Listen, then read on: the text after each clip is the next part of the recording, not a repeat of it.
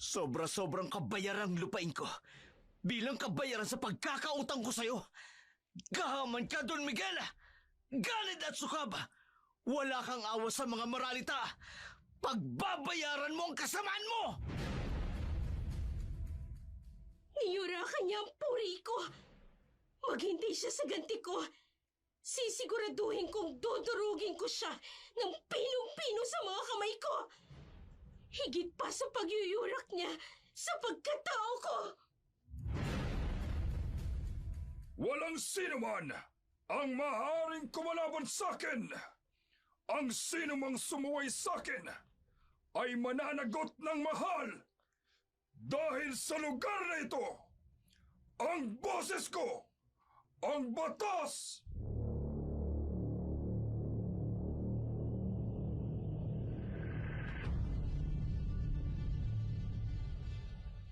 Dark Shadows 101. In the world of darkness, various forms of evil unfold. A world constantly being escaped from. A world fiercely fought against. Yet amidst it all, love also blossoms. There is also laughter. Dark Shadows 101.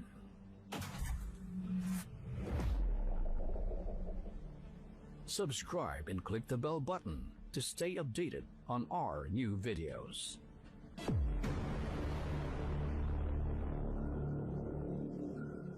Ang palabas na ito ay rated SPG. Istriktong patnubay at gabay na magulang ang kailangan. Maaaring may maseselang tema, lingwahe, karahasan, sexual, horror o paggamit ng droga na hindi angkop sa mga bata. Magandang araw po sa inyo. Sa araw na ito, isa na namang naiibang kwento ang ating bibigyan ng buhay. Kwentong padala ng isa sa ating mga masugid na taga-subaybay. Subalit ang mga pangalan, lugar at pangyayari ay sadya naming binago upang mapangalagaan ang mga tauhang sangkot. Pero bago tayo magpatuloy, isang mahalagang paalala lamang po. Ang video na ito, eksklusibong pag-aari ng Dark Shadow 101. Uragon Creator. Mahigpit na ipinagbabawal ang pag-re-upload o paggamit nito sa ibang channel ng walang pahintulot namin.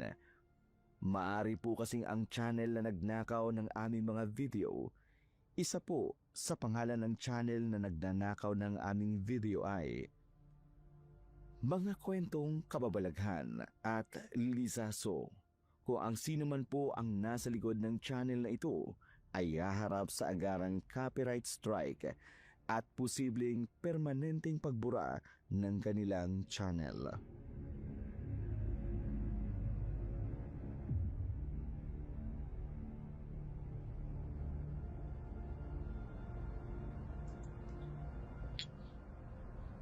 Tagay, mga pare! Magpakalasing tayo! Inom pa mga pare. Marami tong lambanog at gin na binili ko para talaga sa atin to. Kaya sige lang. Kampay sa tagumpay. Inom sa buong magdamag. Ito talagang gusto namin sa'yo, paring Dennis. Galante ka masyado kaya tiba-tiba kami sa'yo. Pagdating sa inuman at pulutan, Natural. Ako pa. Paldo yata ang bentaan ngayon ng Cobra kaya marami tayong inumin. Kaya huwag kayong mahiya mga pare Inom lang. Hanggat may atay tayo, inom lang. Kampay! Hanggang magdamagan! Tagay! Walang uuwing hindi ko magapang. Inom!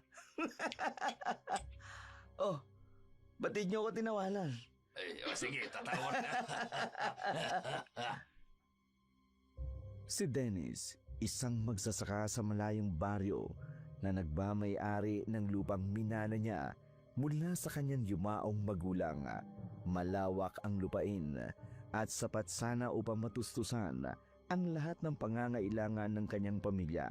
Subalit, suga pa si Dennis sa alak at sugal. Kaya't kahit hitik na ang ani sa kanilang sakahan, baon pa rin sila sa utang na siya namang labis na pinapasan at ikinababahala ng kanyang asawang si Rosita.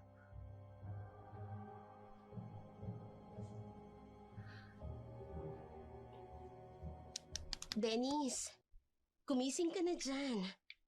Dennis, ano ba? Tanghali na. Bumangon ka na dyan. Ano ba, Rosita? Hayaan mo lang muna ako. Anong hayaan? Tanghali na. Kailangan mo nang bumangon. Para makapagsimula ka ng mag-araro. Masama ang pakiramdam ko eh. Tsaka, masakit ang ulo ko kaya hayaan mo muna ako. Paano hindi sasakit ang ulo mo? Magdamag kang uminom. Mabuti na lang inihatid ka rito ni paring Mio. Nagkayayaan lang kami magkaibigan. Yung napagbentahan ng kopra, may tira pa ba? Anak ng tinapa. Naku, wala na. Naubos na. Ubus na? Dennis naman. Paano na ngayon yan? Malaki na ang utang natin sa kumprada. May utang pa tayo sa tindahan. Hindi, babayaran ko naman. Huwag ka mag-alala. Ilang beses mo nang sinabi yan eh. Pero sa halip na ipangbayad mo ng utang, ang benta ng kopra, pati na rin ang mga gulay, pinang-iinom mo't pinagsusugal mo lang. Kaya ang siste, heto, baon sa utang. Tama na nga, Rosita. Hayaan mo ako sa diskarte ko. Alam ko yung ginagawa ko. Ewan ko sa'yo. Hindi ko na alam kung anong dapat kong gawin sa'yo. Puro ka nalang sugal at inom. Nakakapagod na. Oh, saan ka pupunta? Aalis. Didiskarte ng pera para may makain tayo mamayang hapunan. Ba't walang haya? Nilayasan ako ni Rosita. Pagtimpla mo muna ako ng kape! Rosita! Hoy! Pero kahit anong tawag ni Dennis, hindi na bumalik si Rosita sa loob ng kanilang bahay. Tuloy-tuloy lamang ito sa paglalakad. Hindi naman ganoon ang takbo ng buhay nila noon. Masipag si Dennis noon, ngunit nang pumanaw ang kanyang mga magulang, siya na ang pinamahala ng lupain. Nagsimula na rin siyang maging gastador, lasenggo at sugarol. Madalas ito ang dahilan ng kanilang pag-aaway na mag-asawa. Samantala, dumiretso si Rosita sa bagsakan ng gulay at prutas upang magtinda.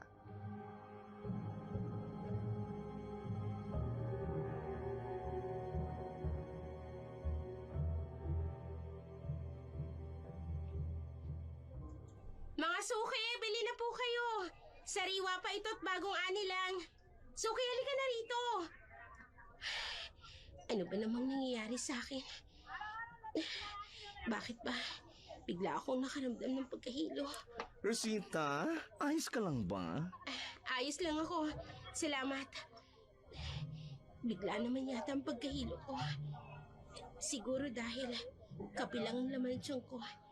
Mabuti pa, ilako ko na lang itong mga tinda ko para makauwi ako kaagad sa bahay. Rosita, ilalako mo ba yung mga tinda mo? Baka pwede akong sumama. Sige, mas mabuti na rin yun para may kausap ako habang naglalako. Inilako ni Rosita ang kanyang mga gulay kasama ang isa pang nagtitinda. Sa awa ng Diyos, naubos niya ang lahat ng paninda. Kaya naman, matapos niyang bilhin ang mga pangunahing pangangailangan para sa kanilang bahay, agad siyang umuwi. Pagdating niya roon, nadatnan niya si Dennis na mahimbing pa rin natutulog at humihilik.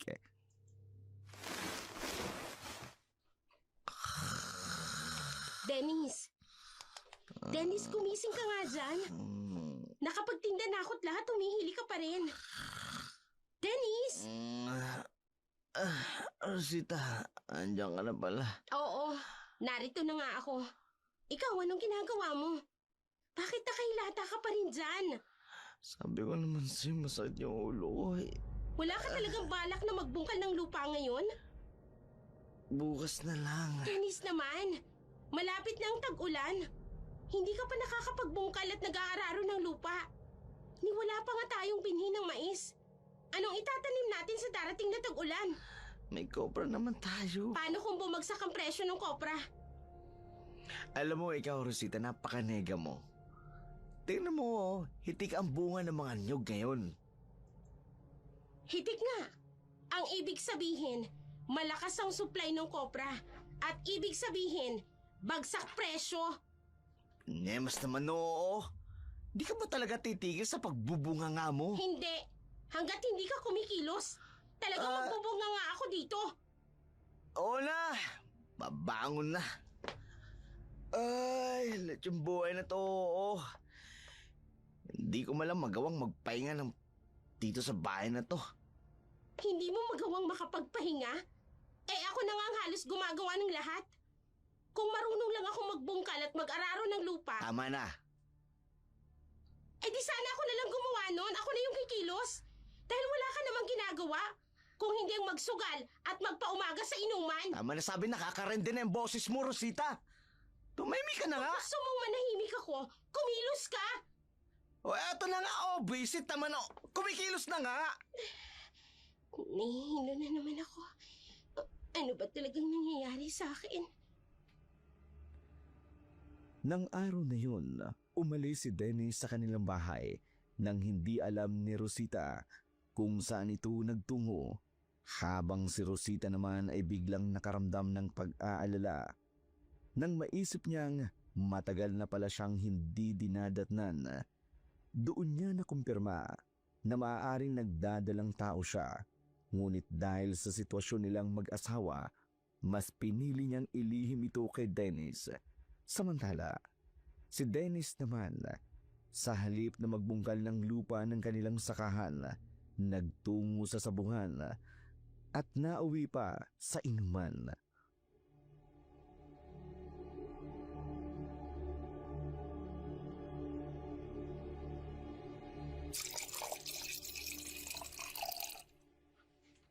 Pare, inom lang akong bahala sa inyo. Talaga pare. Pero mukhang malaki na ang talo mo kanina sa sabong. Huwag kayong mag-alala. Kayang-kaya kong bawin ang pagkatalo sa sabo. Ngayon, mag-happy-happy lang muna tayo. Sabi mo eh. Sige. Sige! Inom lang tayo. Inom lang. Magdamag, mag-inuman ang walang hihinto hanggat walang sukat. Gabang! Narinig niya mga pare. Dennis! Paktay tayo dyan pare. Si Maring Rosita oh. Ano bang ginagawa mo rito babae na to? Sinasabi ko na nga ba eh. Narito ka lang. Dito ako. Anong ginagawa mo rito? Sinusundo ka. Alam mo ba kung anong oras na? Mag-aalas 11 na ng gabi. Alam mo pa ba ang daan pa uwi, ha? Malamang. Kung nabago na yung daan, hindi ko na alam. Alam ko ang daan pa uwi sa bahay ko yun eh. Yun naman pala eh. Bakit dito ka dumiretso sa inuman? Nagka-happy-happy lang naman kami. Di ba mga pare? Happy-happy ang tawag dyan? 3 galong ng tuba na ang naubos ninyo? Tama na, Rosita. Nakakayos mo kong pare ko. Paring Dennis. Yung mas mabuti pa siguro nga. Muwi na kayo ni Maring Rosita. Hindi. Doon na kayo sa bahay niyo mag-uusap. Nakakaya sa inyo eh. May ilan mo tayo. Ilan pa. Pare, ayos lang. Umuwi na tayo, Dennis. Kapag hindi ka pa kumilos dyan, susunugin ko yung bahay natin para tuluyan ka ng walang uuwian. Basta talang buwan na to. Nawala mo talaga ako, Rosita. Pare, kalma lang. Salamat, pare. Ano? Hindi ka talaga kikilos? Hindi ka tatayo dyan? Eto na. Tayong-tayo na. Uwi na. Tignan buwan. Mga pare, baka alam mo na si Mrs. Tara na nga. Naligo ka ba? Babay mga pare. Pasuray-suray na naglakad si Dennis habang patuloy pa rin ang kanyang malulutong na mura. Pagdating nila sa kanilang bahay, Panay pa rin ang sumbat at kuda ni Dennis na labis na namang ikinaiinis ni Rosita.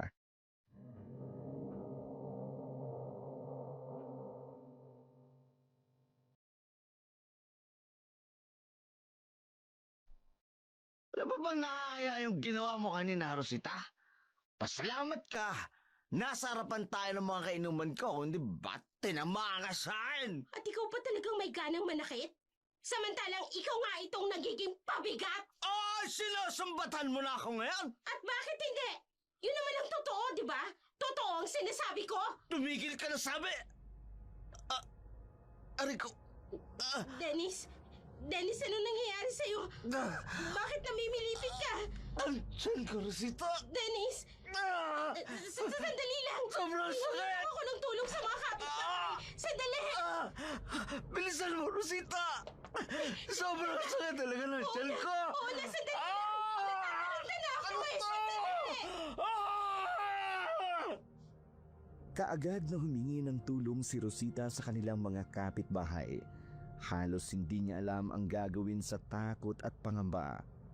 Agad nilang dinala si Dennis sa pagamutan sa bayan at doon niya narinig ang sinabi ng doktor. May sakit na raw sa atay si Dennis. Cirrhosis, dulot ng labis na pag-inom ng alak. Ayon sa doktor, maaga naman at maaring maagapan, ngunit kailangan ng puspusang gamutan at malaking halaga ng pera. Halos mahilo si Rosita sa narinig.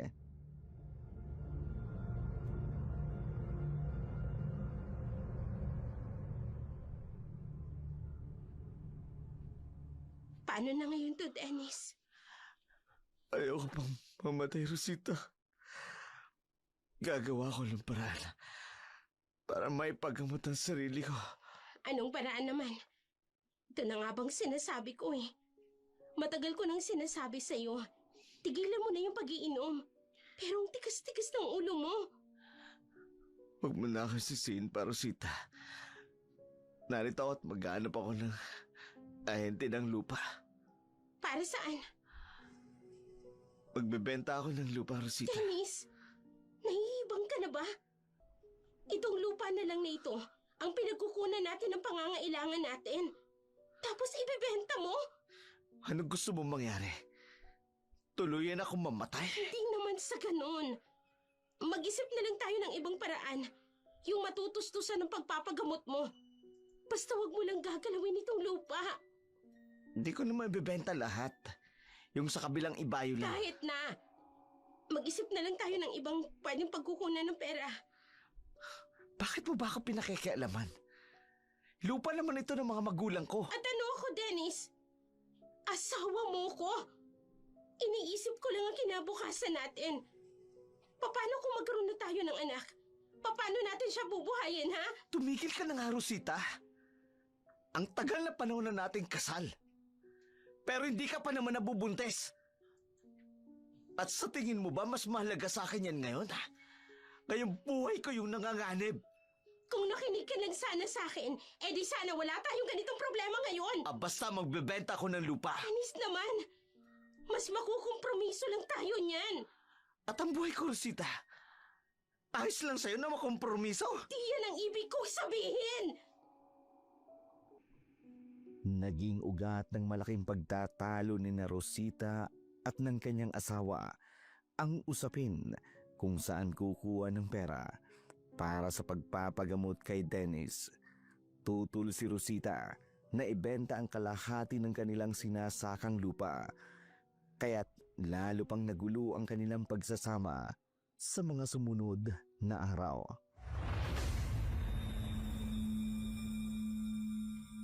Totoo ba itong nalaman ko, Dennis? Nakipag-usap ka sa isang ahente? Oo. Dinala niya ako sa opisina nila. Nagkausap na rin kami ng broker. Talaga bang magbibenta ka ng lupa? Dennis naman, akala ko ba napag-usapan na natin to? Pumayag na ba ako? Basta buo ng pasya ko. Ebebenta ko ang lupa, Rosita. At tayo? Paano tayo? Saan tayo pupulutin pagkatapos? May maliit na lote pa naman na matitira sa atin. pwede nating tirahan yun. Sinabi ko naman kasi sa'yo, mag-isip na lang tayo ng ibang paraan. Kung kailangang mangutang tayo o lumapit sa mga kamag-anak natin, gagawin natin. Basta wag mo lang ibibenta itong lupa. Nakahihiya nang lumapit sa mga kamag-anak natin, Rosita.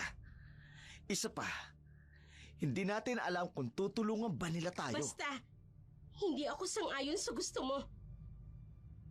Bahala ka kung hindi ka sang-ayon. Basta buo na ang pasya ko. Dennis! Kulim... Dennis! Bilisan mo, Rosita. Dennis! Bilisan mo! Sige, dito ka lang. Kukunin ko lang yung gamot mo. Sandali lang!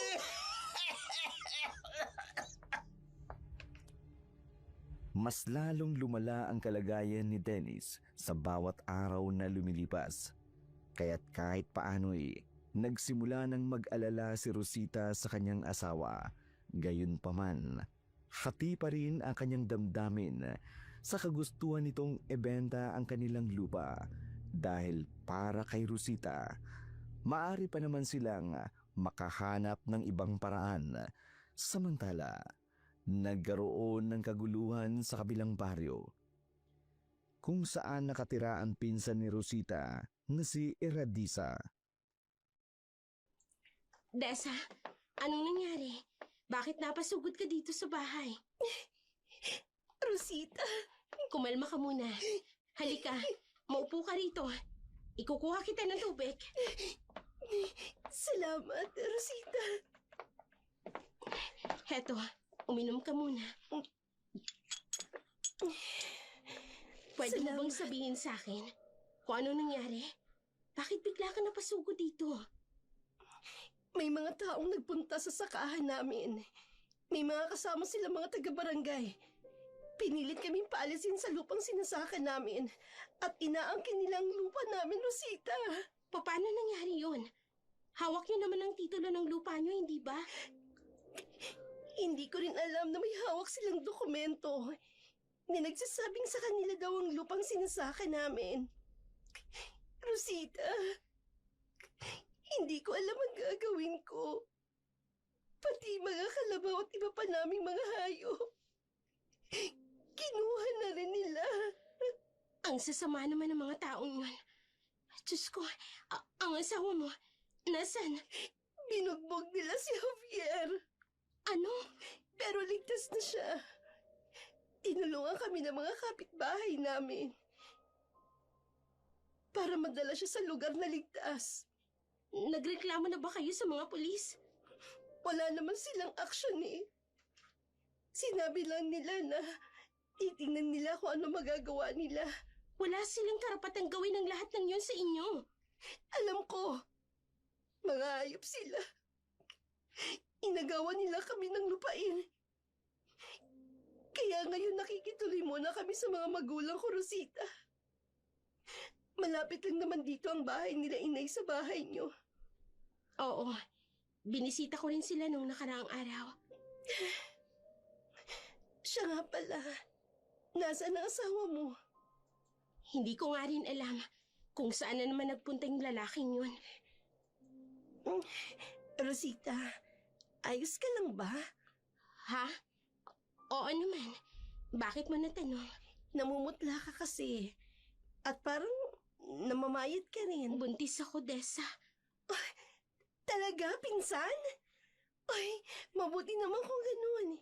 Hindi ba matagal yun ang pangarap ni Dennis na magkaanak? Oh. Bakit? May problema ba, Rosita? Hindi ko pa sinasabi kay Dennis. Ha? Bakit? Nag-iba na kasi ang ugali ni Dennis. Naging lasenggo. Parang wala nang pakialam sa pamilya niya.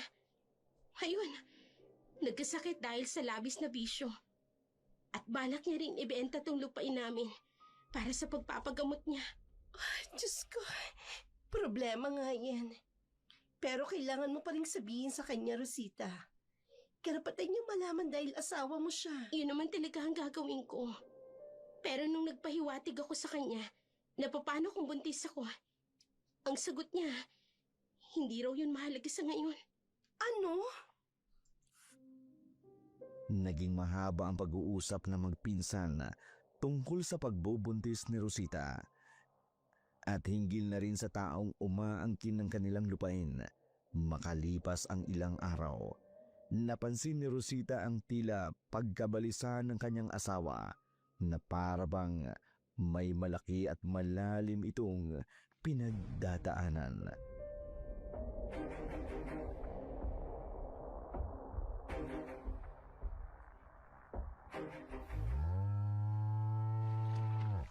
Dennis! Sumilong ka na muna doon sa lilim ng puno ng mangga. Mainit na rito, oh. Hayaan mo na lang ako dito, Rosita. Ano bang nangyayari sa'yo? Dennis, bakit babalisa ka? Hindi ka rin kumakain sa tamang oras. Alam mo namang may sakit ka. Kaya ko ang init ng araw. Kaya pwede ba, pabayaan mo muna ako? Hindi ka na talaga makausap ng maayos. Dito! Ito ang boundary ng lupa namin! Sa amin to! Sila paring ni Yuyu na. Ano ginagawa nila? Nagsusorbe sila ng boundary ng lupa. Pero bakit pinapasok nila ang boundary ng lupa natin? Hindi ko alam. Ang mabuti pa, lapitan natin sila. Sige, tayo na. Pare! Pare, anong ibig sabihin nito? Nagsasurvey kami ng boundary ng lupa namin, pare. Pero pinapasok niyo yung boundary ng lupa namin. Aha? Amin to. Ayan oh, yung palatandaan ng muhon. Sa amin to. Ako pa nga nagtanim ng puno ng sampalok na yan. Teka lang. Para mas malinaw, humingi tayo ng tulong sa surveyor's office. Wala nang surveyor's office na mangyayari. Basta, amin ang lupang ito. May hawak kaming papeles. Paring Mio, Parang hindi naman yata tama yan. Pasensyahan na lang tayo, paring Dennis. Pero kinukuha ko lang yung dapat na sa amin. Hindi naman sa inyo yan eh. Hindi ko alam kung galit ka rin pala, pare Mayo. Ang ganda-ganda ng pakikitungo ko sa'yo. Tapos ito lang ang igaganti mo? Tablahan na lang tayo, pare. Ganito talaga ang buhay. Walang kaibigan pagdating sa Saan? propriedad. Hayop ka. Hindi ako papayag na gawin niyo sa amin dito. Kung ako sa'yo, pare, asikasuhin mo ang ari-arian mo. Lalo na't may malaki kang pagkakautang. pagkakautang? Anong ibig mong sabihin? Si Dennis na lang tanungin mo, Maring Rosita. Huwag mo nang alamin, Rosita. Dennis, anong ibig sabihin nito? May itinatago ka na naman ba sa akin? Lalong napansin ni Rosita ang pagkabalisa ni Dennis at maging ang pamumutla ng balat nito. Halos sumabog ang ulo ni Rosita sa inis dahil sa patong-patong na problemang dumarating sa kanilang buhay. Pagka-uwi nila mula sa bukid, agad niyang tinanong muli si Dennis tungkol sa pagkakautang nito upang lubos niyang maunawaan kung ano ba talaga ang nangyayari.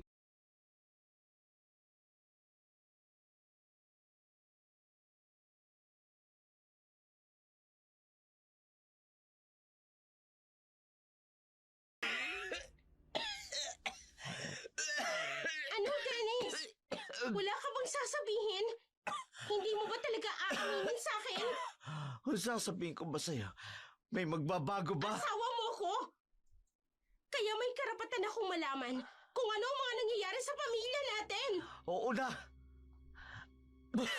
May malaki akong pagkakautang. Ano? Saan mo dinala ang pera? Sa pagpapagamot mo ba? Hindi. Diyos ko naman, Dennis. Huwag mong sabihin, ipinatalo mo sa sugal. Tama ka. Pero hindi ko naman akalain na may sakit na pala ako. Kahit pa, nangutang ka na wala akong alam. Ano bang tingin mo sa akin dito sa bahay, ha? Tau-tauhan sa posporo? Sabi ng tama na eh. Ang problema natin ngayon kung paano natin maaayos at makukuha ang kinamkam na lupa sa atin ni Mio. Gagong yun. Linuring kong kaibigan pero tatablayin pala ako. Magpapasorbay tayo sa lupa. Panibagong gastos na naman. Paano ang gamot mo? Ang pagkakautang na meron ka. Dennis, baon na tayo sa problema. Huwag mo lang ako sisihin! Ang dami-dami ng problema! Ang ingay-ingay mo pa! Paano hindi ako mag-iingay? Kung puro problema na lang ang dala mo sa bahay na to! Sinampal mo ko? Oo! Na magtigil na yung pagbubunganga mo. Dahil kapag hindi ka tumigil, hindi lang sampal ang aabutin mo sa akin. Walang iya ka! Manahimik ka!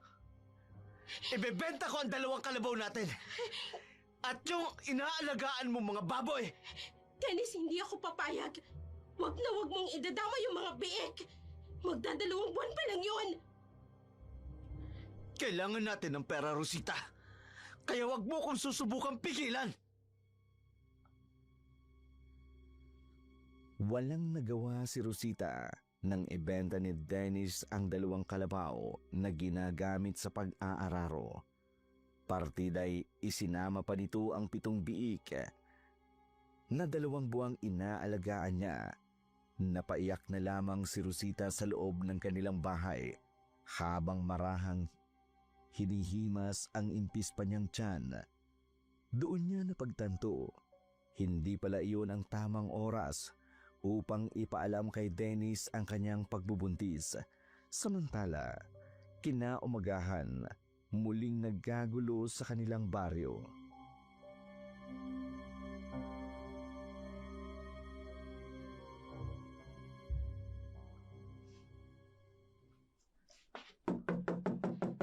Sandali lang! Sino bang...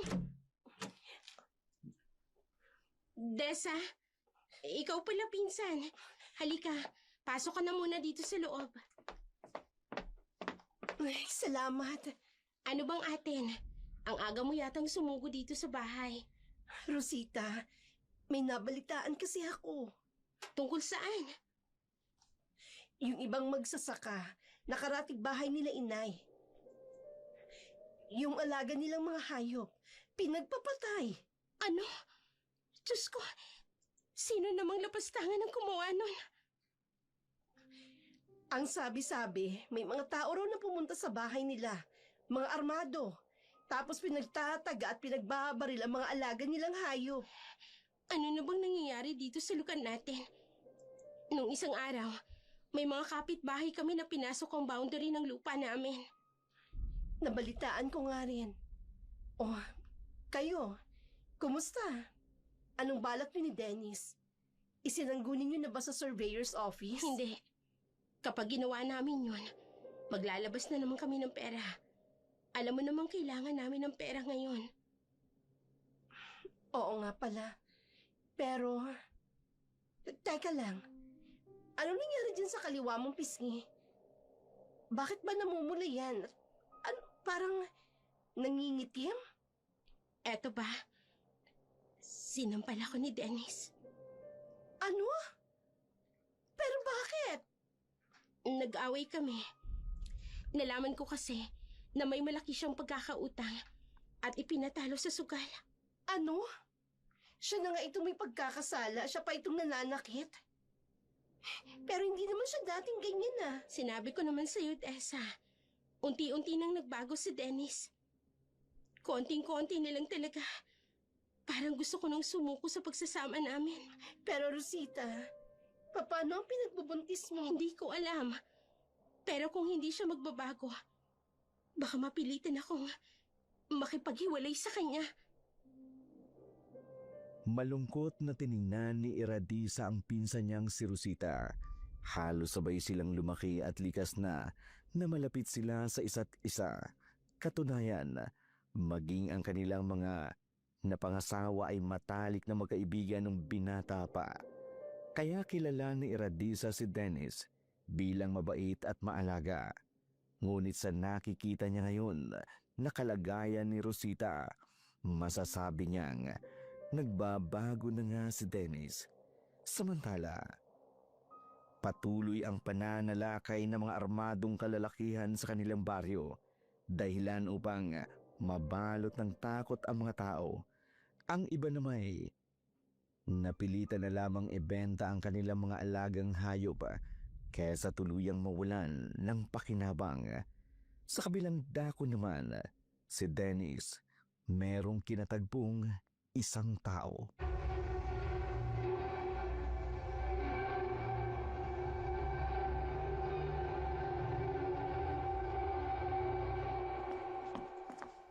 Kumusta, Dennis? May ipangbabayad ka na ba sa akin? Mukha yatang matagal ng tenga ang pera ko sa'yo. Don Miguel, humihingi po ako ng kahit konting palugit. Ito lang po yung perang dala ko ngayon. Palugit? Ang dami ko ng palugit na ibinigay sa'yo. Tubuan ka naman ng hiya sa katawan mo. Nagangako po ako, Don Miguel. Gagawa ko ng paraan upang mabayaran ka. At ano pala itong nabalitaan ko sa mga tauhan ko? Pumunta ka sa isang land broker. Oo.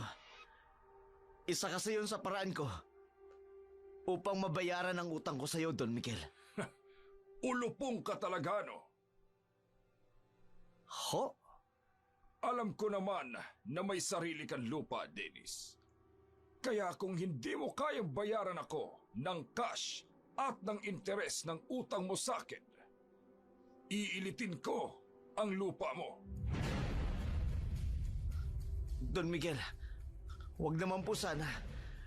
May sakit po ako at kailangan ko ng pera para sa check-up at sa gamot ko. Tingin mo, may pakialam ako. Timyong, kunin mo ang pera ng tarantadong ito at itapon mo siya sa labas pagkatapos. Don Miguel, parang awan niyo na. Huwag niyo po itong gawin sa akin.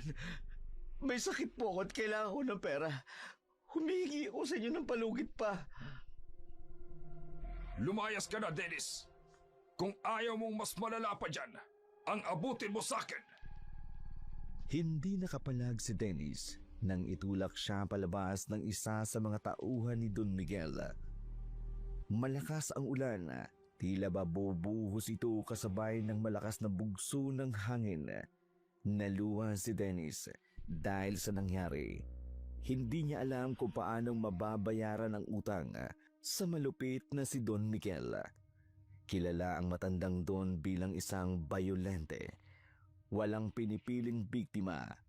Kaya alam ni Dennis, kung hindi siya makababayad, baka maaga siyang mabawian ng buhay.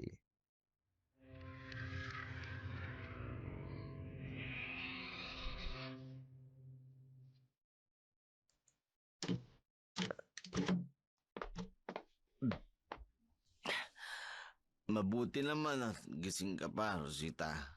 Mabuti rin at naisipan mo pang umuwi. May pinuntahan lamang ako. Halos bumabagyo na kanina, Dennis. Kung saan-saan ka pa nagpunta. Halos mamatay na ako sa kakasalba ng mga binhi natin.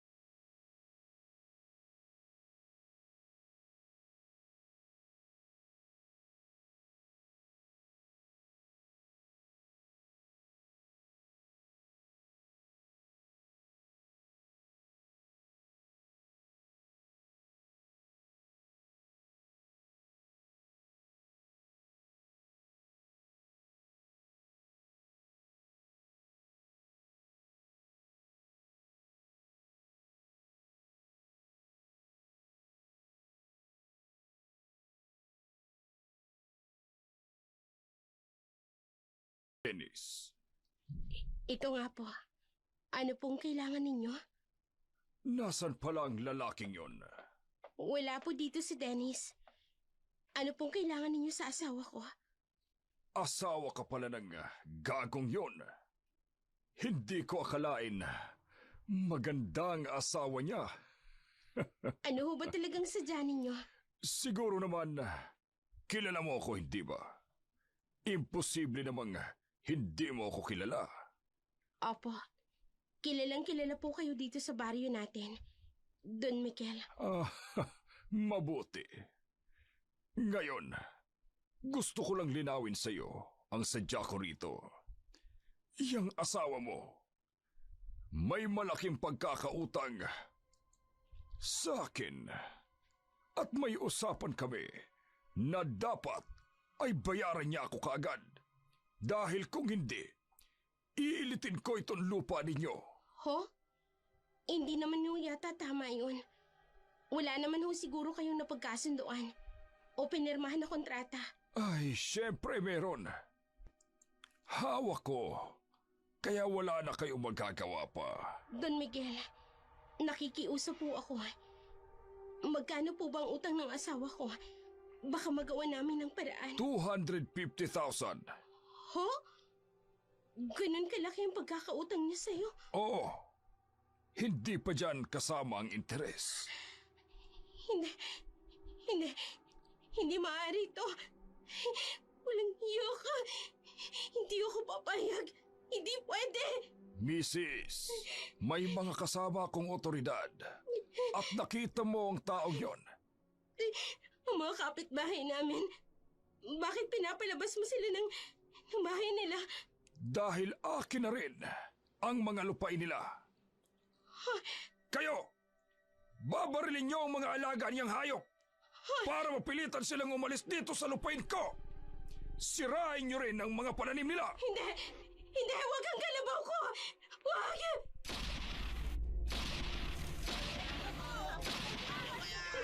Diyos ko! Pinagpapabaril nila ang mga alaga naming hayop at sinira ng mga tauhan niyang pananim namin.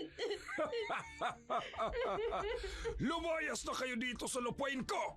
Mga hampas lupa! Alis! Don Miguel! Anong ginagawa niyo sa mga alagang hayop ng kapitbahay namin? Dennis, pinatay niya ang mga alaga nating hayop. Inaangkin niya ang lupa natin. Dennis, mabuti naman at narito ka na. Kinukuha ko lang kung anong akin. Hindi mo pwedeng gawin ito, Don Miguel. Wala sa kasunduan natin to. Wala. Heto nga oh, may mga papeles na ako.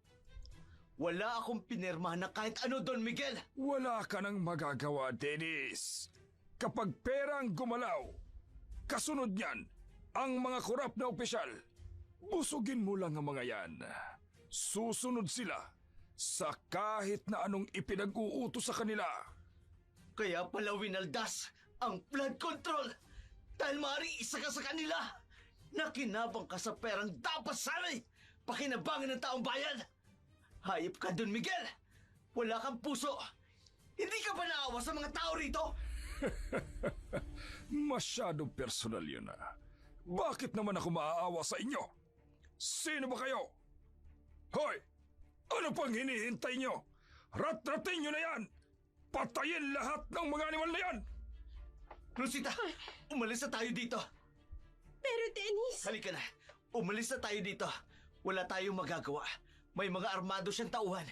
Wala tayong ibang maingan ng tulong. Tingnan mo mga kasama niya. Mga kilalang korap na pulis. At si Kapitan. Sige, umalis na tayo. Nagmamadaling tumakas ang mag-asawang Dennis at Rosita. Humalo sila sa ibang mga taong nagsipulasan habang muling binabaril ng mga tauhan ni Don Miguel ang kanilang mga alagang hayop at sinimulang sunugin ang kanilang mga bahay. Samantala, nang maantala na ang pangyayari, biglang natigilan si Don Miguel bago tumingin sa isa niyang tauhan.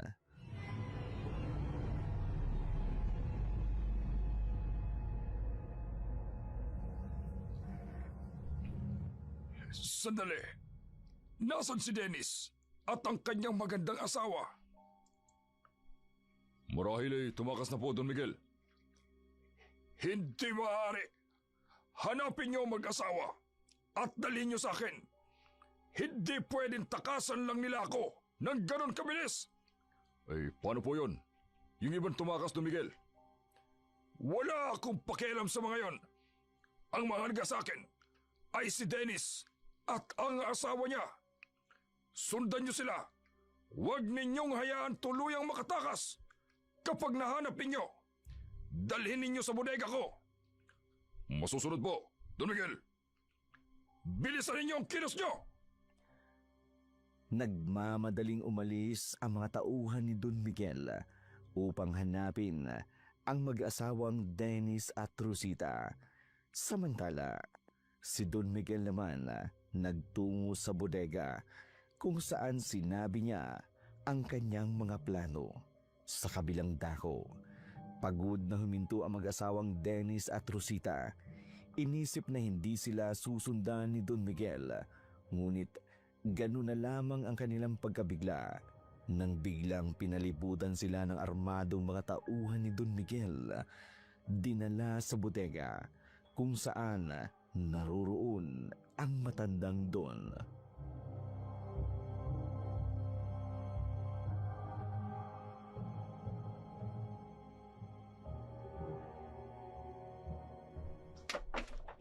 Ano ba? Bitiwan niyo ako!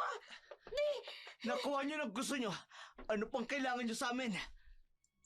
Hindi ko pa nakukuha ang interes ng pagkakautang mo sa akin, Dennis. Sumusobra ka na, Don Miguel. Ginuha mo ng kabuhayan namin. Ano pang kailangan mo sa amin? Kagaya ng sinabi ko sa'yo, hindi ko pa nakukuha ang interes ng pagkakautang mo. Sobra-sobra ng kabayanan ng lupain ko. Bilang kabayaran sa pagkakautang ko sa'yo. Gahamang ka, Don Miguel. Ganit! Sukab at wala kang awa sa mga maralita. Pagbabayaran mo ang kasamaan mo ito! Wala akong pagkakautang sa kahit na sino sa inyo. At ang lakas ng loob mong sigawan ako. Dennis! Don Miguel, tama na! Tama na! Ang ganda-ganda talaga ng asawa mo, Dennis. Don Miguel, Ang swerte mo, anong ginagawa mo sa asawa ko? Bitiwan mo ko! Bitiwan mo si Rosita! Di ba? Ang sabi ko sa'yo, maniningil ako ng interes. Ito na ang interes na sinasabi ko. Hindi! Huwag, Don Miguel! Parang awa mo na! Bawa ka sa asawa ko! Dennis! Dennis, tulungan mo ko! Parang awa mo na! Don Miguel, wag! Wag po! Bitiwan niyo ko! Ano ba? Huwag kang mag-alala. Masasarapan ka naman sa gagawin ko. Ihiga niyo yan sa papagyang bayan! Ikapos niyo lang si Dennis! Ang inarap ko sa samin! Gusto ko makita niya at mapanood niya kung paano ko pagsawaan ang asawa niya! Miguel! Papatay kita! Ayop ka! Sisimulan ko na ang pananingil ko sa interes ko, Dennis! Huwag mo gawin sa akin to! Parang awa niyo na! Don Miguel! Diyos ko, tulungan niyo po ako! Don Miguel! Nagmamakaawa ako! Huwag mo gawin niya sa asawa ko!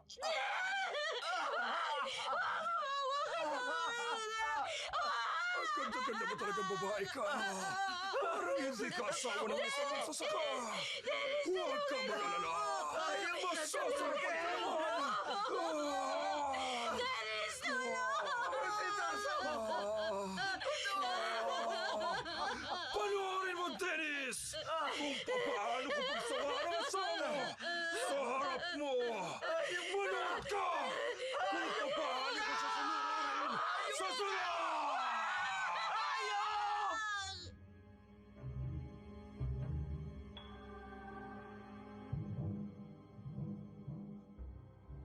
Paulit-ulit na pinagsamantalahan si Rosita sa harapan ni Dennis.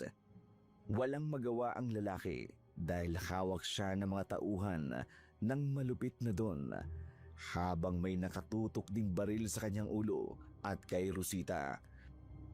Walang sino man ang nakaririnig sa kanila sa lugar na yun, kundi ang mga huni ng mga kuliglig sa gabi. Matapos ang pangahalay, itinapon ng mga tauhan ni Don Miguel ang mag-asawa sa tambakan ng basura. Bago iyon, binugbog muna nila si Dennis hanggang sa mawalan ito ng malay.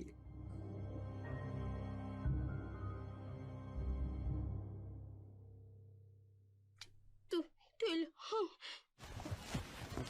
Babagin, sugatan ka. Ay, sandali at tutulungan kita. parang awa mo na. Tulungan mo kami. Tutulungan kita. Huwag ka mag-alala. Ligtas ka. Halika, kumapit ka sa akin. Isasakay kita sa aking kariton. Manting, salamat po. Napakawalang hiya ng taong may gawa dito sa'yo.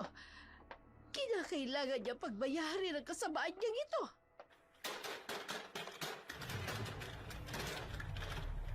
Tinulungan ng matanda ang mag-asawang Dennis at Rosita. Dinala sila sa kanyang maliit na tirahan na medyo may kalayuan sa baryo. Payak lamang ang pamumuhay ng matanda, ngunit masasabi mong hindi siya nagugutom dahil napakarami niyang paninim sa paligid. Samantala, kinabukasan, bumalik na ang malay ni Dennis. Nagtataka pa ang lalaki kung nasaan sila ng mga sandaling iyon.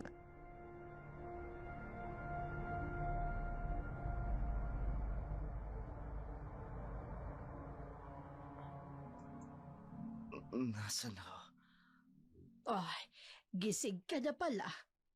Sino ho kayo? Nasaan ho ako? Ang asawa ko. Nasaan si Rosita? Ako si Loleng. At huwag ka mag-alala. Ligtas na ang asawa mo.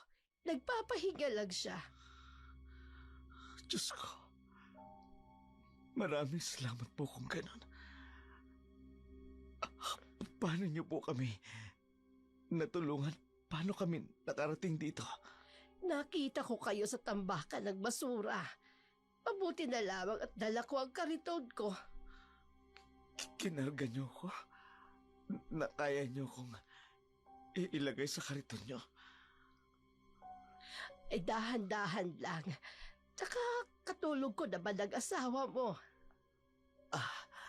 Si Don Miguel. Hayop siya. Magbabayad siya sa ginawa niya sa amin, Rosita. Don Miguel? Oo. Ang mayaman dito sa baryo. Ginahasa niya ang asawa ko. Kinuha niya rin patay ang lupa namin. Pinagpapapatay niya ang mga alaga naming hayop. Hindi ko makakalimutan ang paghalagyan. Aling Luling, gusto kong makita ang asawa ko. Gusto ko siyang makausap. Sige, halika. Sasamahan kita sa silid na kinaroroonan niya. Salamat po. Dinala ni Loleng si Dennis sa silid kung saan naruroon si Rosita. Pagkatapos nila, doon nakita ni Dennis na nakahiga ang tulalang si Rosita. May umaagos pang mga luha sa kanyang pisngi at namugto na rin ang kanyang mga mata marahil dahil sa labis na pag-iyak. Nagpaalam naman si Loleng na magtutungo sa kusina upang maganda ng kanilang umagahan. Kaya naiwan si Dennis sa silid kasama si Rosita.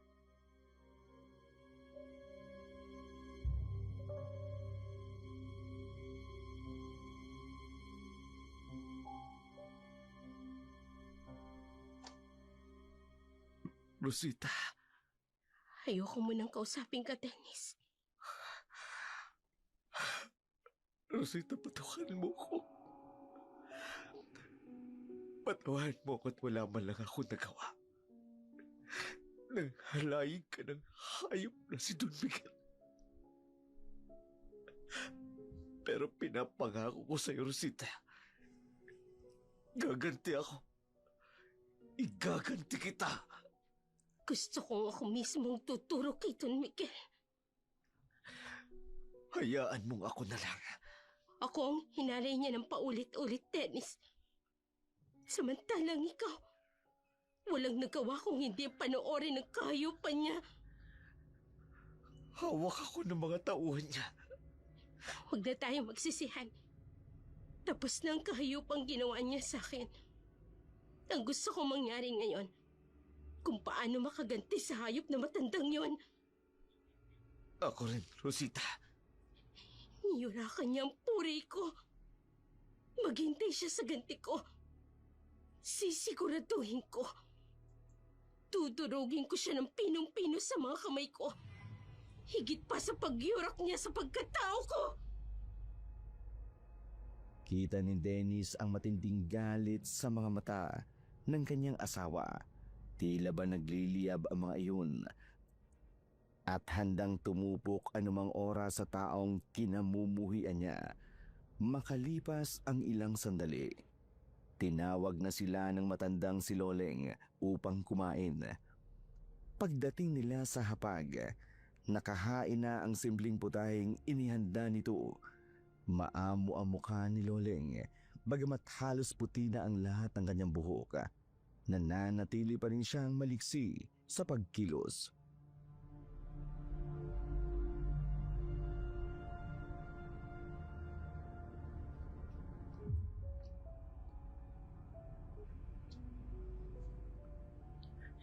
Pagpasensya nyo na ito nga pagkaing inihanda ko. Eto lang kasi ang meron ako. Kami nga po ang dapat magpasalamat sa inyo, Aling Loleng, dahil tinulungan at pinatuloy niya kami rito ng asawa ko. Rosita, ayos ka lang ba? Huwag mo kang intindihin. Pero Kailangan makabawi ng asawa mo, Dennis. Matindi ang tinamon at pinagdaanan niya. Marami ring dugo ang nawala sa kanya. Sapagkat nakunan siya. nakunan. Teka, hindi ko maunawaan. Paano Hindi mo ba alam na buntis si Rosita? buntis ka, Rosita? Hindi na mahalaga yun. Wala nang anak ko. Pero bakit di mo sinabi sa akin? Alam mo ba na buntis ka? Oo. Bala ko namang sabihin sa iyo. Pero natakot ako. Kasi parang unti-unti kang nawawala ng interes sa pamilya natin. Rosita naman. Alam kong masakit sa inyo ang nangyari. Magulang din ako. Inagrabyado ni Don Miguel. Kayo? Ano pong ibig mong sabihin? Mahigit 30 taon na ang nakakalipas. Simula na gawin niya sa amin ang kahayupang yon. Ano pong ginawa sa inyo nang walang hiyang si Don Miguel?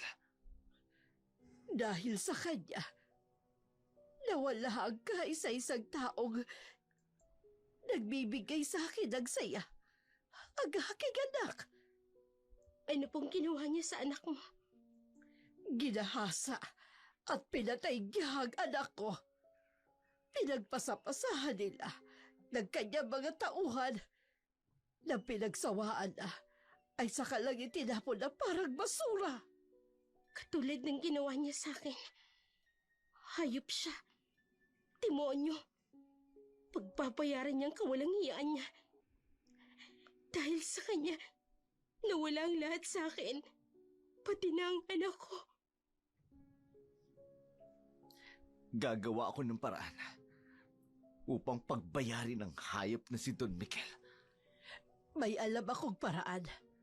At tingin ko, ito na ang oras upang wakasan ang kademonyohan niya. Ano pong paraan? Makinig kayo. Sasabihin ko sa inyo ang paraan na naisip ko. Matamang nakikinig ang mag-asawa sa sinabi ni Loleng. Bakas na bakas ang matinding galit sa mga mata ni na Dennis at Rosita na tila ba handa silang gumawa ng kahit anong paraan upang makapagiganti lamang kay Don Miguel. Samantala, sa bahay naman ni Don Miguel.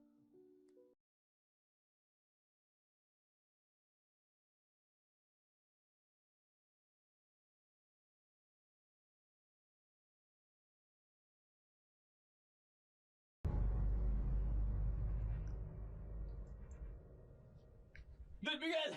Don Miguel! Oh, ano nangyayari? At tila humahangos ka. Yung mga kasamaan po namin na nagbabantay sa kabilang ibahay ng bahay mo, natagpo ang mga patay, wakwak ang kanilang mga tiyan, at laslas ang mga liig. Ano? Pinteho! Sinong may kagagawan at naglakas ng loob na gawin yan? Hindi rin po namin alam. Wala naman po silang tama ng kahit anong bala o kaya patalim. Kung ganon, papaanong nalaslas ang kanilang mga leeg at nawakwakan tiyan kung walang ginamit na patalim? Parang galing po sa matalas na kuko at pangil, Don Miguel. Ano? Pinaglololoko mo ba ako? Ano sa tingin mo tumira sa mga yon? Aswang? Aswang, ho? Bakit ho, Don Miguel? Totoo po ba ang mga aswang? Bobo! Siyempre hindi! Ang tanda-tanda mo na naniniwala ka pa rin sa mga katarantaduhang yan! Hala! Kumilos ka na! Hanapin ang mga lumapastangan sa iba ninyong kasamahan. Kailangang mahuli kung sino man ang may kagagawa nito. Ora mismo! Masusunod po, Don Miguel! Walang sino man ang maaaring kumalaban sa akin. Ang sino mang susuway sa akin ay mananagot ng mahal. Dahil sa lugar na ito, ang boses ko, ang batas. Galit na ininom ng matanda ang serbesa na hawak niya. Bago nangangalit na umupo sa kanyang paboritong upuan, mula roon, tinanaw niya ang malawak na lupain na kinamkam niya mula sa mga maralitang magsasaka. Lubos na yumaman si Don Miguel dahil sa kanyang kapalaluan. Wala siyang pakundangan sa pag-aangkin ng mga lupang hindi naman sa kanya. Sino mang nangas lumaban sa kanya ay walang kabas niyang pinapatay.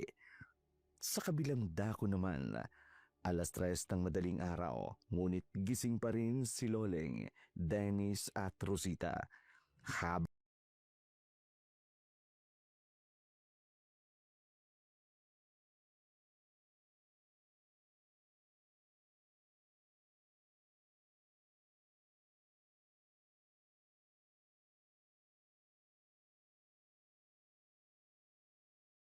Nilantad ko sa inyo ang aking sikreto.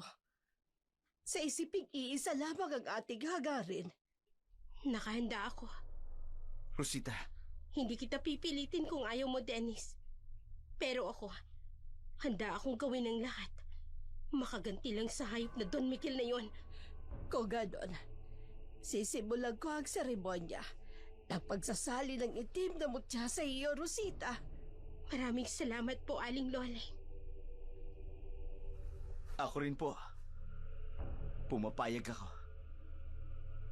Pasasakop ako sa iyong kapangyarihan. Hindi nga ako nagkamali. Sa pagkakataong ito, sisiguraduhin ko maipaghihiganti ko na ang aking anak. Sabay tayong gaganti sa hayop na yon, Aling Lole. Tama ka, Rosita. Ngayon, uumpisahan ko na ang ritual at ang orasyon. Maganda kayo mag-asawa. Handang-handa na po ako, Aling Lole. Ako rin ho, Aling Loleng. Handang-handa na. Sa ilalim ng tanglaw ng bilog na buwan, isinagawa ng matandang si Loleng ang isang kakaibang ritual. Kasabay nito, ang malakas na pag-alulong ng mga aso sa kapaligiran At mula sa magkabilang kamay ng matanda, lumabas ang makapal na itim na usok. Ipinainom niya sa mag-asawa ang dalawang maitim na butil na tila ba mga binhi. Pagkaraan noon, nawala ng malay si Dennis at Rosita. Kinabukasan, payapa silang nagising at sa kanilang harapan, naroroon ang matandang si Loleng.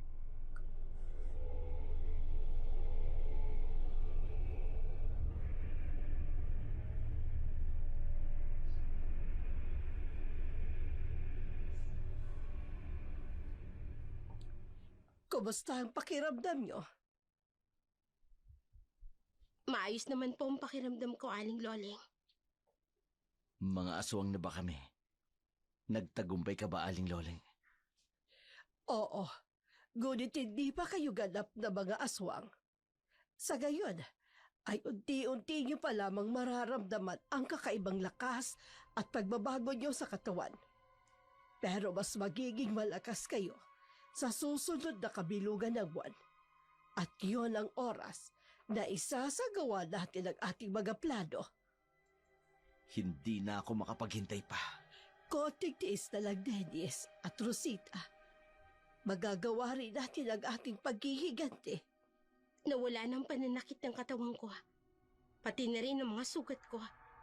Unti-unti na rin naghilom. Epekto yan sa iyo ng itim na mahika na binhi ni pinagawang aswang, Rosita. Hindi ako naniniwala sa mga aswang at elemento. Noon. Pero ngayon, sa pamamagitan ninyo, Aling Loleng, buo na ang paniniwala ko. Matagal ko lang gustong maghiganti. Pero hindi ko ito magagawa ng nag-iisa. Dahil na rin sa may katandaan na ako. Huwag po kayong mag-alala. Kami ang magiging katuwang ninyo sa inyong paghihiganti. Nakangiting pinagmasdan ni Loleng ang mag-asawa sa kanyang harapan. Batid niyang puno ng galit ang kanilang mga puso. Katulad ng sa kanya, lalong-lalo na si Rosita.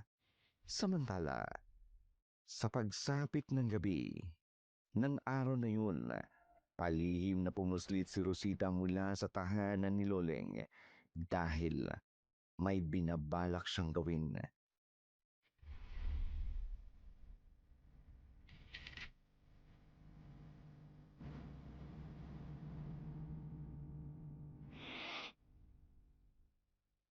Pumasok ka na sa loob, sexy.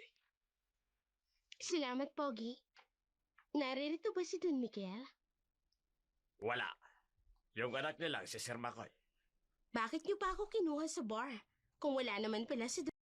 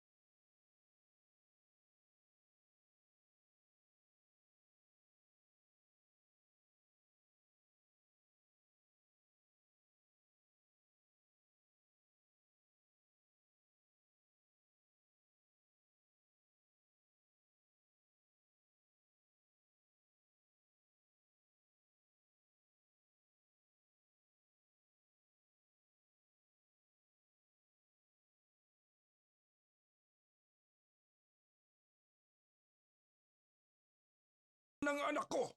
Mga inutil kayo! Patawarin niyo po kami, Don Miguel. Hindi namin akalain na killer palang babaeng yun. Mga ngatwiran ka pa, ha? Don Miguel, parang awa niyo na po. Namatay ang anak ko dahil sa kapabayaan ninyo. Ngayon, buhay mo ang magiging kapalit. Don Miguel, huwag po. Parang awa niyo na. May pamilya po ako. Wala akong pakialam sa pamilya mo, gago ka!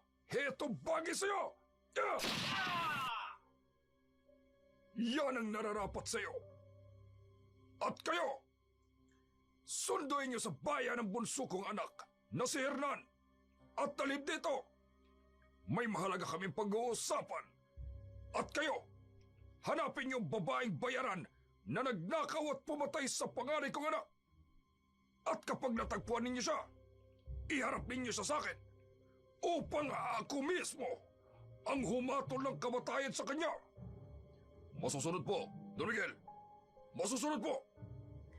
Labis ang galit ni Don Miguel. Nagwawala ito sa buong mansyon. Nagbabasag ng mga gamit at nagsisisigaw na tila ba isang halimaw na handang manila ng sinumang hahadlang. Takot na takot ang kanyang mga tauhan. Halos walang kumikibo. Ni makalapit man lang, lalong nanlamig ang lahat ng bigla niyang barilin sa harapan mismo nila ang lalaking dapat sana'y nagbabantay sa kanyang anak na si Makoy. Ang putok ng baril ay umalingaw-ngaw sa buong mansyon, kasabay ng mga hikbi at pag-iyak ng ilang kasambahay na walang magawa kundi manginig sa takot. Samantala, sa bahay naman ni Loleng.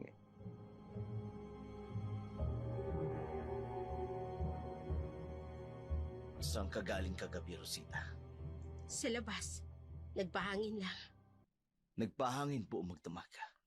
Gising ka rin ba buong magdamag?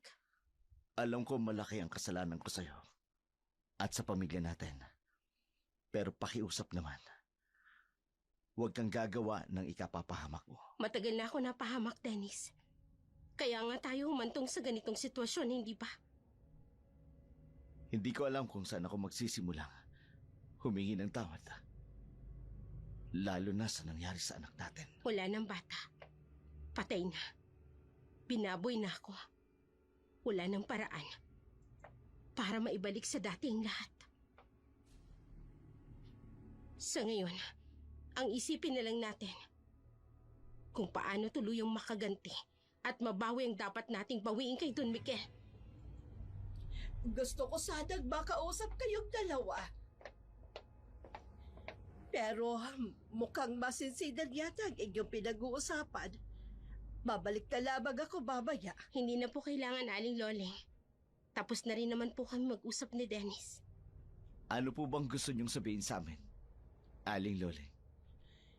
Gusto ko sana nga ituro sa inyo ang tungkol sa mahalagang orasyon ng isang pagiging aswang. Magiging magandang sandata yon sa ating paglusob sa mansyon ni Don Miguel. Nakahanda po akong makinig, Aling Loleng. Kung ganon, sumunod kayo sa akin. Sige po. Lihim na pinagmasdan ni Dennis si Rosita. Ibang-iba na ang aura ng kanyang asawa. Mas lalo itong bumata at gumanda. Ngunit kapansin-pansin ang lamig ng kanyang mga mata. Wala na ang dating masigla at madaldal na Rosita. Hindi na ito pala salita na tila ba may sarili itong mundo. Palaging tulala. Matapos silang turuan ni Loleng ng mga orasyon, nagpaalam na si Rosita na aalis. Gusto pa sana siyang pigilan ni Dennis, ngunit pinigilan naman siya ni Loleng. Samantala, nagtungo si Rosita sa bahay ng isa sa kanyang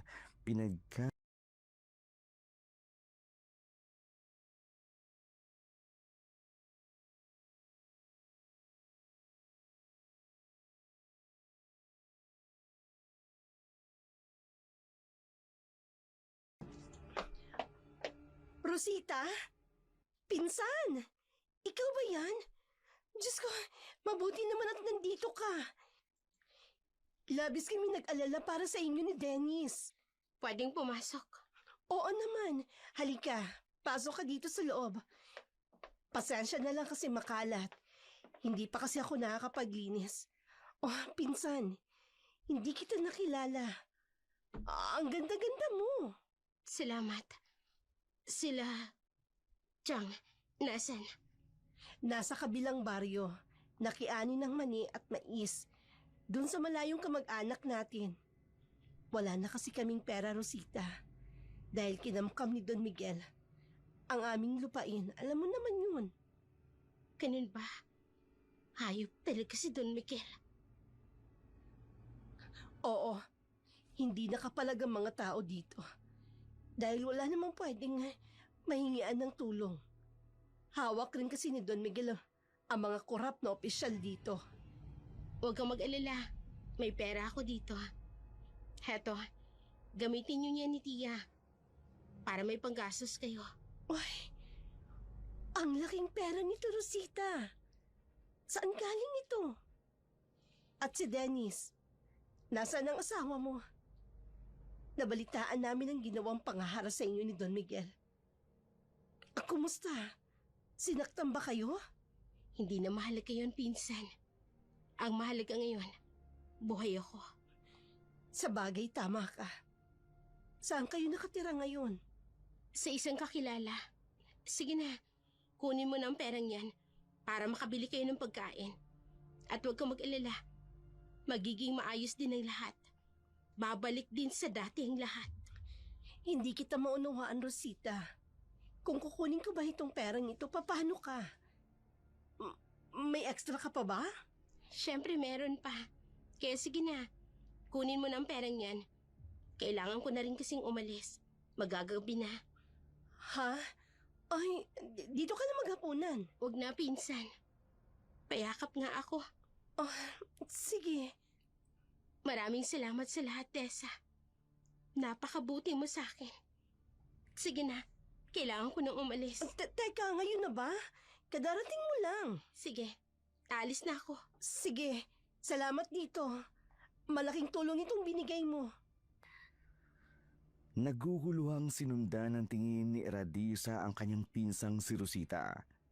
Nang makita niya ang malaking halagang pera na hawak nito, halos lumuwa ang kanyang mga mata.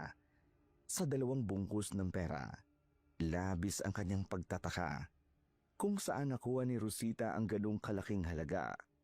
Ngunit dahil sa tawag ng pangangailangan at tiwala ng kanyang pinsan, ginamit ni Eradisa ang pera upang makabili ng mga pangangailangang pagkain para sa kanilang mag-anak. Samantala, sa bahay naman ni Loleng.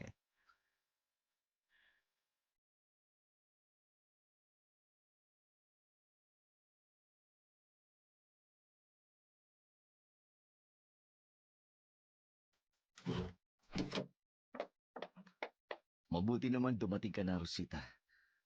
Kanina ka pa namin inintay ni Aling Loleng. Pasensya na. Pinuntahan ko lang si Dessa. Ano? Paano ko may nakakita sa'yo? Huwag kang mag-alala, Dennis. Sa ayos ko ba namang ito? Tingin mo matatandaan pa ako ng mga tauhan ni Don Miguel? Tama ka. Ibang-iba ang itsura mo ngayong araw. Kagaya ng sinabi ni Dennis, Rosita. Mabuting nakabalik ka na dito. May pag-uusapan ba ho tayong importante? Bukas na gabi, kabilugan na ng buwan. Doon din lalabas ang inyong tunay na lakas. Kung ganon, isasagawa na ho ba natin ang ating plano? Oo. Napag-usapan na namin yan ni Aling Loleng. Ang tagal ko ding naghintay na maisagawa ang ating plano. Ako rin. Aling Loleng. Sa wakas, may isasakatuparan natin ang lahat ng ating balak. Kung ganon, kailangan na nating magpahinga ng maaga para sa ating pagsalakay bukas ng gabi. Tama ka, Rosita. Huwag niyo rin kaliligtaan ang lahat ng aking itinuro sa inyong mag-asawa. Hindi ko makakalimutan ang lahat ng yun, Aling Loleng. Nakangiting pumasok si Rosita sa silid na inuukupan niya kasama si Dennis. Hindi niya alintana ang pagsunod ng asawa sa kanya. Sa isip niya, sa mga sandaling yun, tanging ang matagal niyang inaasam na makaganti kay Don Miguel ang bumabalot sa kanyang damdamin. Kung naroroon lang sana ito noong gabing pumasok siya sa mansyon, siguro'y napatay niya na ito. Ngunit nakuha naman niya ang collateral bilang kabayaran ang anak nitong si Makoy. Samantala, kinabukasan sa bahay ni Don Miguel. Nasaan si Hernan? Nasa kwarto po, Don Miguel. Bantayan ninyong mabuti ang bunso ko. Ayokong matulad siya kay Makoy. Hanggang ngayon pa, hindi pa rin natatagpuan ang babaeng bayaran na pumatay sa anak ko. Wala pa rin pong balita, Don Miguel. Maging ang mga pulis na bata nyo, wala pa rin pong lead. Mga walang silbi! Puro siba lang ang alam ninyo! Ang laki ng ibinabayad ko! Pero hindi nila mahanap ang pinahahanap ko! Pasensya na po, Don Miguel. Mamayang gabi, bantayan yung mabuti ang paligid. Baka mamaya, may sumalakay na naman ng mga hampas lupa. Ang kabilang ibayo ba? Nasunog na ninyo? Pinalayas nyo na ba ang mga tao doon? Opo, Don Miguel. Mabuti. Hanggat hindi na uhuli ang pumatay sa anak ko, patuloy kong parurusahan ang mga tao sa baryong ito. Dinig sa buong mansyon ang galit ng boses ni Don Miguel na sumisigaw at bumagsak sa bawat sulok ng bahay.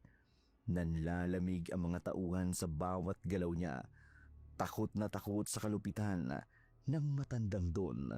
Walang sinasanto na kahit na sino, kahit anong mali, agad niyang pinarurusahan. Samantala, sa pagsapit ng dilim, yun ang hudyat na matagal nang hinihintay ni Loleng. Ang gabing handa na para sa kanilang lihim na paghihiganti. Ito na ang pinakahihintay natin. Sunugin ang dapat sunugin! Itatapon ko ang dinamitang ito sa isang bodega upang doon matuon ang pansin nila. Katulad nito. Ayun, may malakas na pagsabog. Kaagad na kumalat ang apoy sa paligid. May sumasalakay sa atin! Hanapin ang salarin! Abulahin ang apoy! Sumugod na tayo!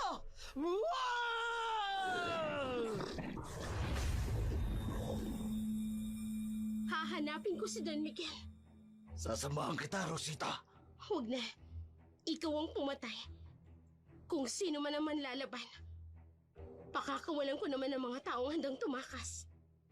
Kung yan ang nais mo. Magpapalit ka, Don Miguel.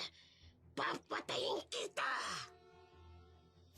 Kaagad na nagkagulo sa paligid ng mansyon ni Don Miguel.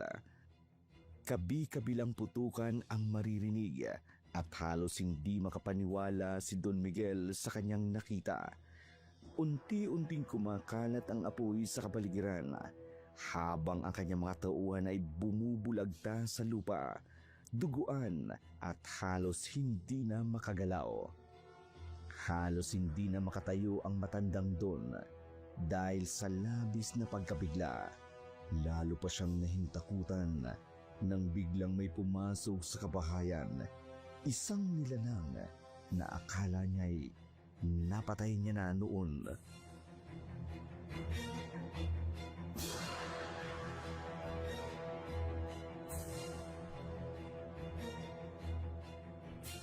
Kumusta, Don Miguel?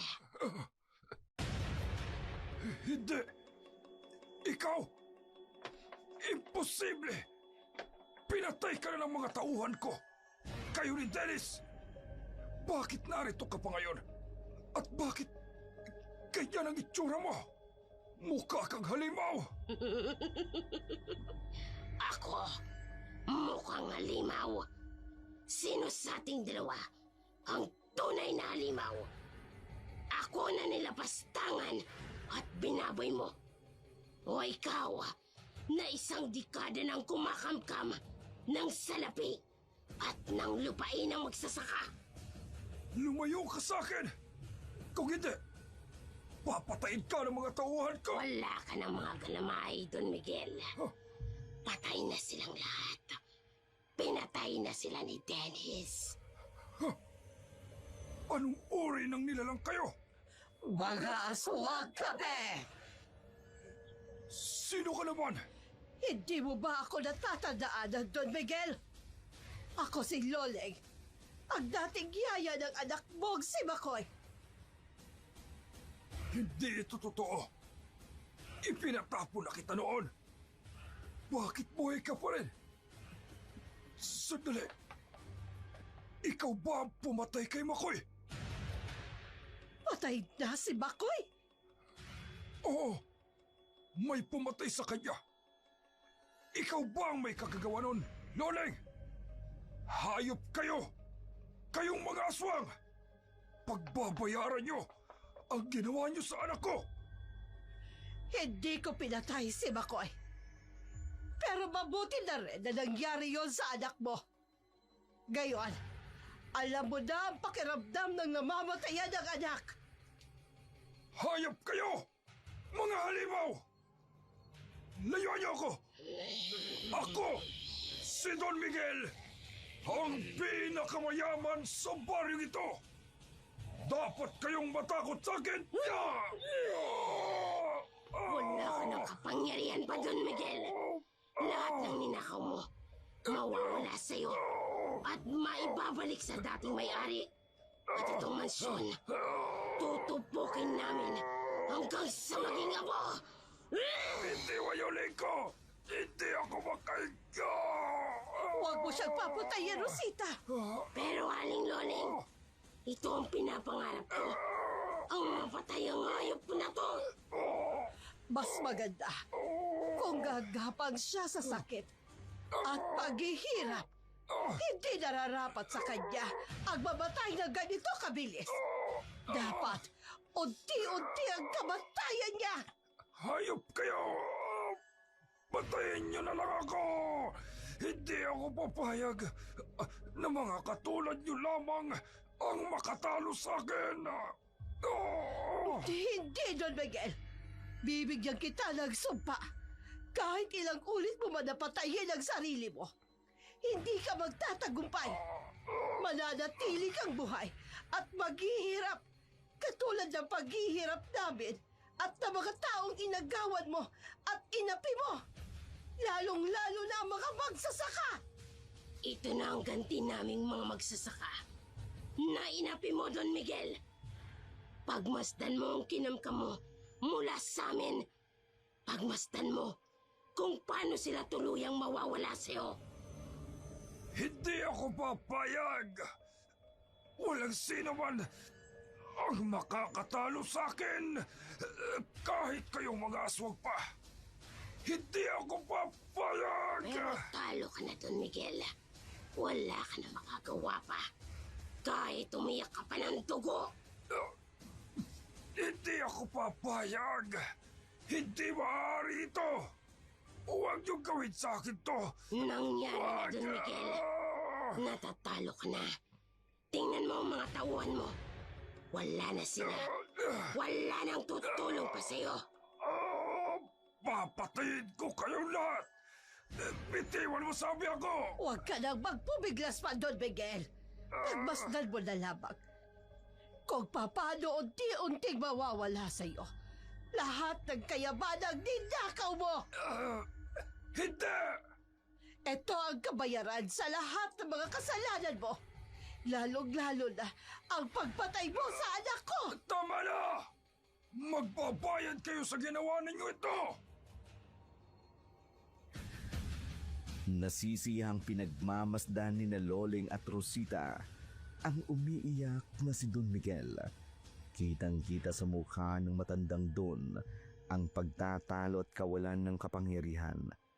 Lahat ng kanyang ari-arian ay sinunog nila, gaya ng ginawa ni Don Miguel noon sa kanilang kabuhayan. Pagkatapos, kinuha ang mga mahalagang papeles na ninakaw niya mula sa mga tao at muling ibinalik sa mga tunay na may-ari. Malaki naman ang pasasalamat ng mga magsasaka sa kanilang ginawa. Samantala, sa bahay ni Loleng,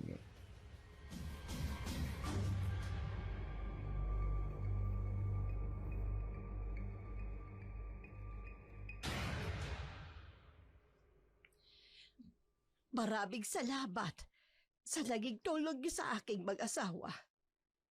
Ngayon masaya na ako dahil sa wakas ay nabigyan ko ng katarungan ng pagkamatay ng anak kong si Roxanne.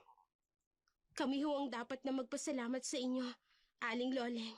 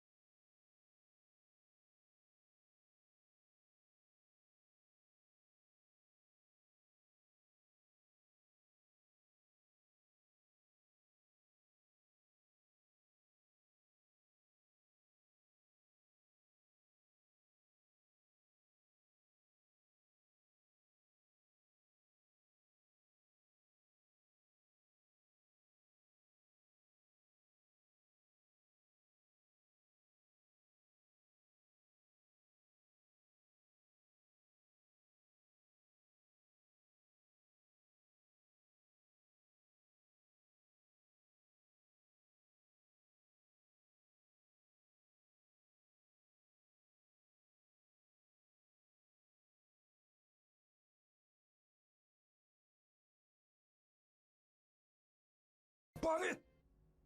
Ibalik niyo sa akin ang mga ari-arian ko! Hoy! Ikaw! Tauhan kita, hindi ba? Sunugin mo ang buong baryo! Kunin mo ang mga papeles ng lupa nila! Akin yun! Akala siguro ng mga aswang na yun, naisahan nila ako. Hindi nila ako maiisahan. Ako, si Don Miguel, ang pinakamayaman sa baryong ito. Pinakamakapangyarihan at kinatatakutan. Pero sinira nila ang lahat. Sinira ng mga aswang na yun ang lahat. Pinatay nila ang anak kong si Makoy. Ha? Sinunog nila pati ang mga ari-arian ko. Magbabayad sila lahat.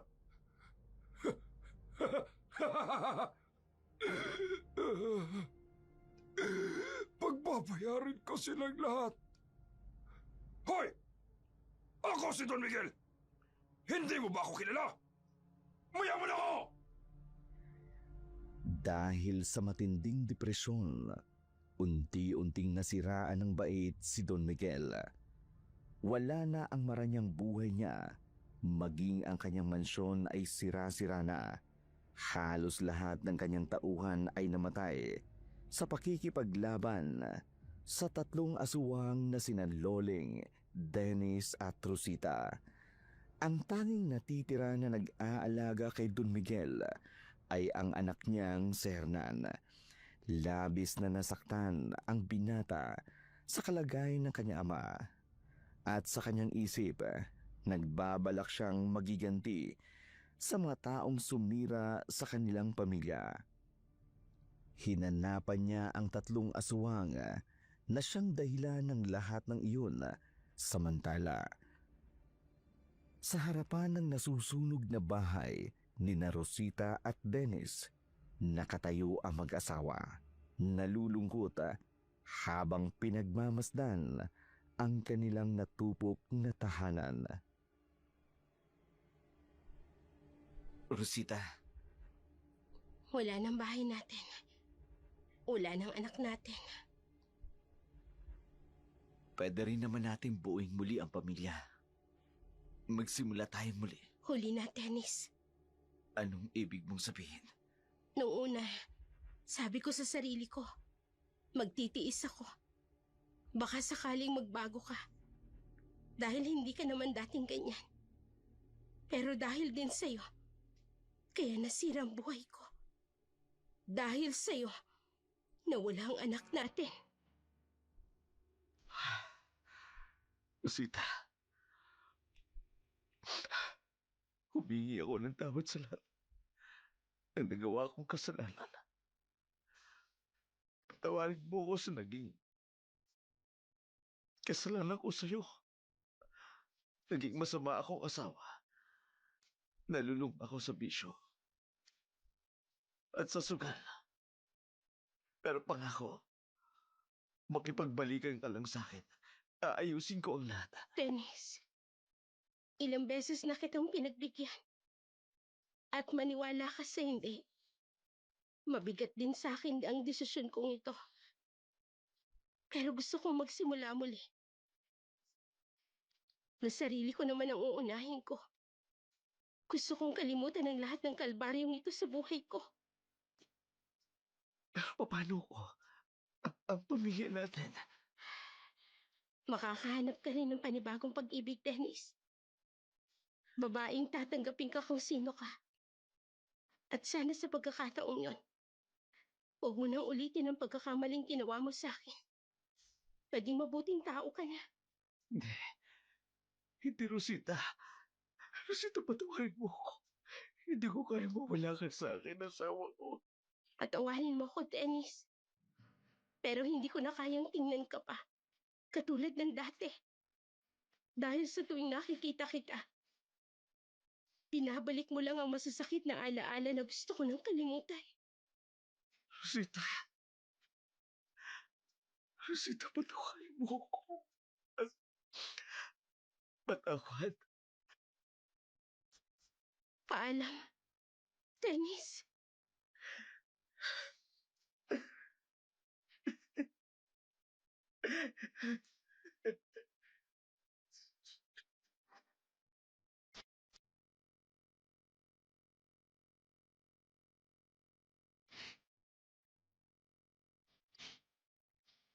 Umiiyak si Dennis dahil sa sakit sa isiping. Hindi niya na maaring ibalik ang dating pamilya. Alam niyang siya ang dahilan kung bakit tuluyan na iyong nasira, kung hindi lang sana siya naging pabaya. At nalulung sa sugal at pag-inom, marahil hindi sasapitin, Rosita, ang masalimuot na kalbaryong iyon. Buhay pa sana ang kanilang anak.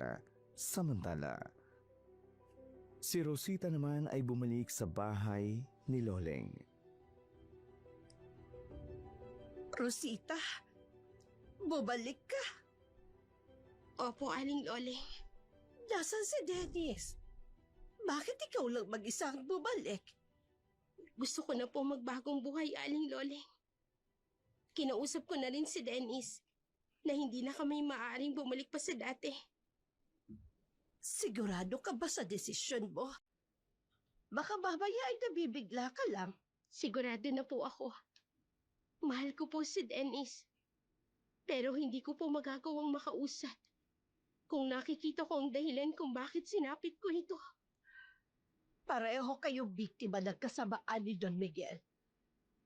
Pero ang tao ay may kanya-kanyang uri kung paano makalimot. Roxanne po. Anong ibig mong sabihin? Simula po sa araw na to, Aling Lole. Pwede ko bang gamitin ang pangalan ng anak mo? at mamuhay sa katauhan niya. Rosita, oo naman. Alam ko kung nasan man ngayon si Roxanne. Matutuwa siya. Dahil isa kang mabuting tao, Rosita. Simula po ngayon, ako na po si Roxanne. Aalis po tayo sa lugar na to, Aling Loleng. Lilipat po tayo ng ibang lugar. At doon, magsisimulang muli. Matapos magpaalam ni Rosita sa kanyang pinsang si Eradisa, umalis na nga si Loling sa baryo. Gamit ang malaking halagang nakuha niya noon sa mansyon ni Don Miguel. Namuhay sila ni Loleng na masagana at payapa. Samantalang si Dennis naman, nagsimulang mamuhay na mag-isa. Simulan niyang palaguin ang kanilang lupain. Pilit na itinatago ang kanyang pagiging aswang. Nalulungkot man siya sa bawat alaala ng nakaraan. Unti-unti niyang natatanggap ang bigat ng kanyang mga pagkakamali. Sa katahimikan ng kanyang pamumuhay, napagtanto niya kung bakit siya iniwan ni Rosita at unti-unti ring natutunan niya na patawarin ang sarili. Isang hakbang patungo sa tunay na pagbabago at kapayapaan. Mga kaibigan, hanggang dito na lamang po ang ating dula para sa araw na ito. Naway inyo pong naibigan ang aming tampok na palabas. Muli, kami ay taos-pusong nagpapasalamat sa aming mga sulid na kaanino. Hanggang naririyan po kayo, patuloy na sumusuporta. Kami po ay hindi titigil sa paghahatid ng makabuluhan at kapanapanabik na kwentong aswang. Maraming salamat po. Hanggang sa muli. Kung bago pa lamang kayo sa aming channel, huwag kaliligtaang mag-subscribe, mag-like at mag-share. At siguraduhin i-click ang notification bell para updated kayo sa mga bagong video na aming i-upload. Pwede rin po kayo mag-iwan ng inyong mga saloobin at comments. Masaya po kaming marinig ang anumang mga mensaheng nanggagaling sa inyo. Maraming salamat po.